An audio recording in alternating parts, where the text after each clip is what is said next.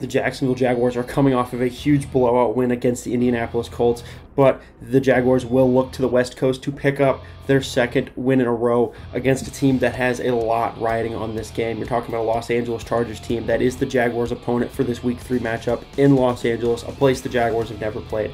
Not just Los Angeles, but the entire West Coast as a whole. The Jaguars struggle going out west, but this is a Chargers team that is coming off of a very tough loss in Thursday Night Football Week 2 against the Chiefs, an in-division rival for them. And they did play that game without star wide receiver Keenan Allen, and they should potentially be getting Keenan Allen back for this Week 3 matchup. But the bigger question, the bigger potential question mark on this Chargers offense is quarterback Justin Herbert. He's going to be one of the biggest talking points this entire week, and he has been thus far. He's dealing with some rib cartilage issues that could potentially limit him in this matchup. All signs are pointing to Justin Herbert probably being in this game, but there's a quarterback that you guys are probably a little bit more interested in, and that is Jaguars quarterback Trevor Lawrence. Trevor Lawrence is hoping to have that same level of success, that same history-making success that he had in Week 2 against the Indianapolis Colts, and he's going to have a much tougher task ahead of him. He's going to be facing a Chargers defense that is probably one of the best, if not the best, defensive unit as a whole that he's seen thus far. You're talking about stars all across this Chargers defense. Khalil Mack, Joey Bosa, J.C. Jackson, Asante Samuel Jr. is developing into a very nice corner for them. Derwin James just got the bag. The list goes on in defense, and it is going to be an absolute chess match for the Jaguars offense and Trevor Lawrence to just compete and play the chess match with this Chargers defense. Now, I think it would absolutely be outrageous to think that Trevor Lawrence can have another 80 completion percentage day. I just don't think that's in the cards for him this week, especially looking at the talent opposite of him. But if he just has a generic run-of-the-mill game, a 65% completion day, 275, maybe 300 yards, 2, maybe 3 touchdowns, he just needs to be accurate and be a good quarterback. I'm not asking him to be a world beater. I'm not asking for a 75% completion day. If Trevor Lawrence has just a good, accurate day on Sunday, I do think the Jaguars will be in contention to win this game.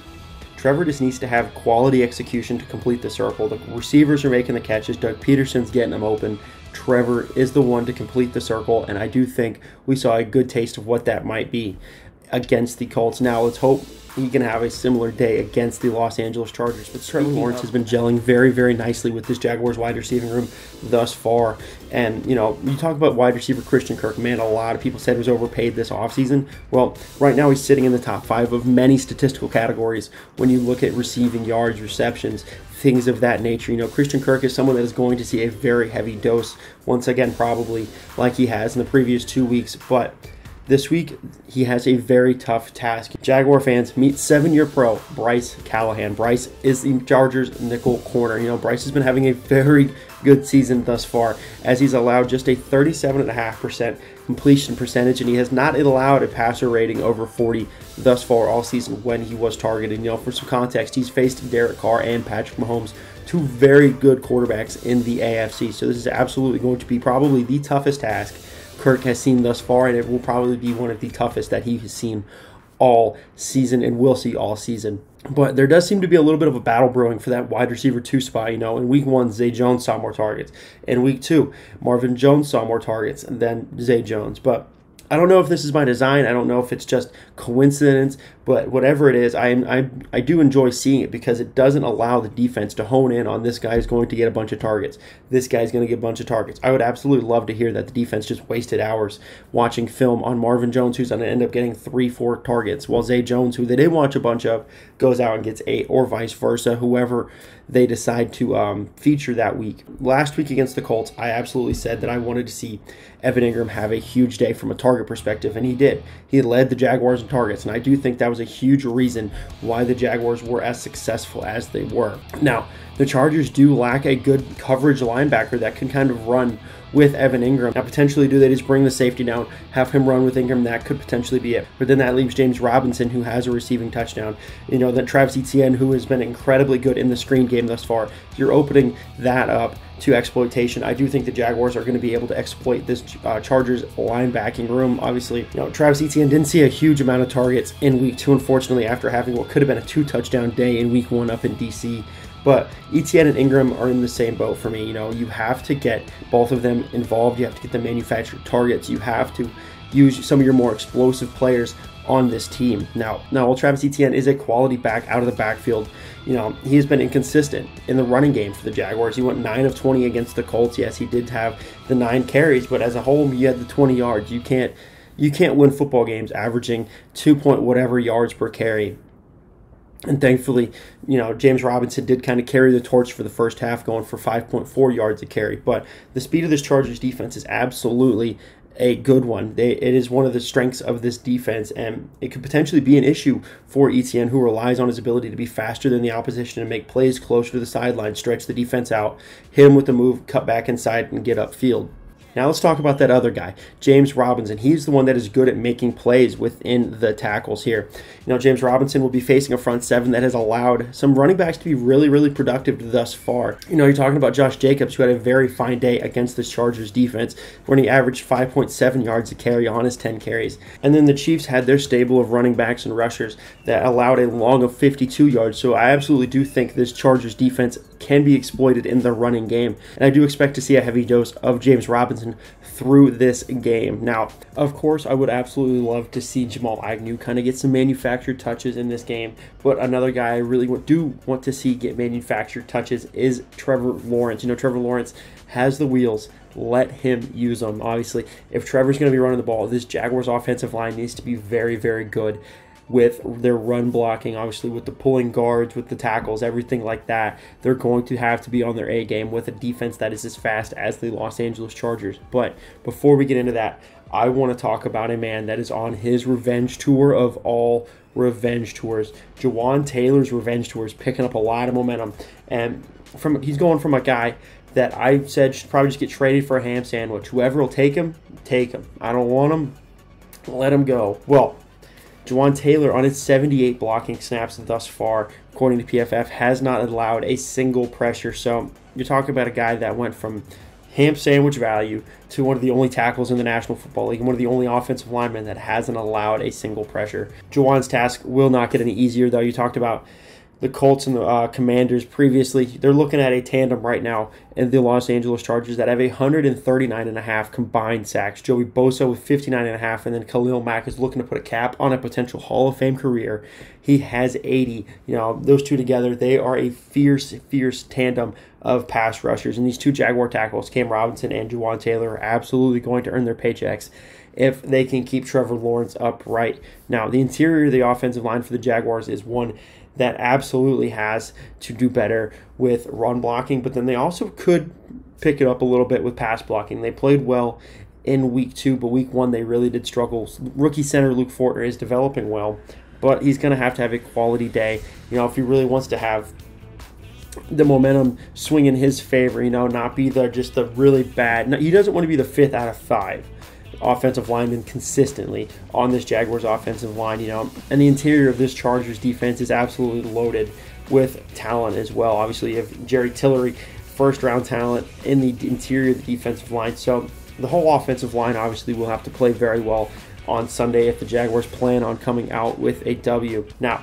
let's flip it over to the defensive side of the ball. While this Jaguars front seven had some ups and downs, the Colts ran a limited run plays, with Jonathan Taylor, but he still did have 6 yards a carry. And then that also saw a Commanders team where they had Antonio Gibson seeing some good runs as the game wore on. This front seven is very good at stopping the run when they want to. It's a really weird thing they go through, this weird ebb and flow they have.